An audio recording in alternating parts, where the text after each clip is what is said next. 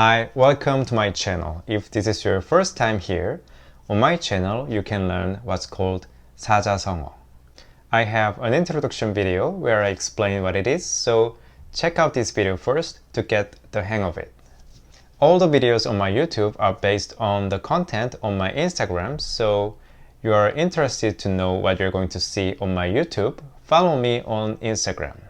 With that out of the way, let's dive into the lesson.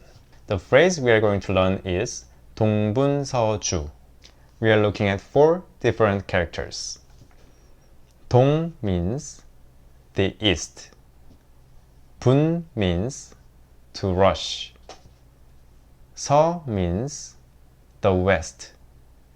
주 means to run. Basically, it describes that a person is very busy, but there's more to it. As you can see from 동 and 서, it involves traveling from place to place. In other words, it takes moving around physically, usually more than 2 places, for you to use the phrase. And the reason the person is going around is to get things done, run errands, do his business. Now, let's go over a couple situations where you can't use 동분서주.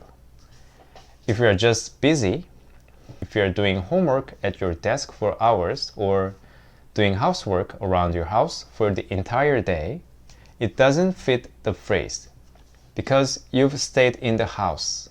You didn't leave the place. It doesn't matter how busy you were or how much work you have done.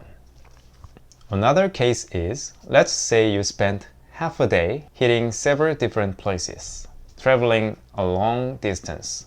But it's not 동분서주 if you did it for your health. You just did a good cardio exercise.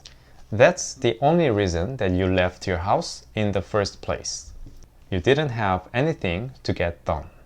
From the scenarios presented, we learned that there are 2 things that need to be included when you use 동분서주. 1. Visiting different places. 2. Things to be done. Oftentimes, you make it clear what it is that makes you busy. Here is an example. 요새 이사 갈 준비한다며? 어제도 집 알아보느라 동분서주 했어. And another example. 친구가 취업 준비를 하고 있는데 면접 보러 다니느라 동분서주하고 있어. If you need more examples to help you better understand it, comment below. I will give you more. And if you have any questions about the phrase or Korean language in general, let me know in the comment as well. If you find today's lesson helpful, give a like on this video. And if you want to learn more phrases, subscribe to my channel and click on the bell to get notified every time I post a new video. Thank you so much for watching. I will see you in the next video. Bye.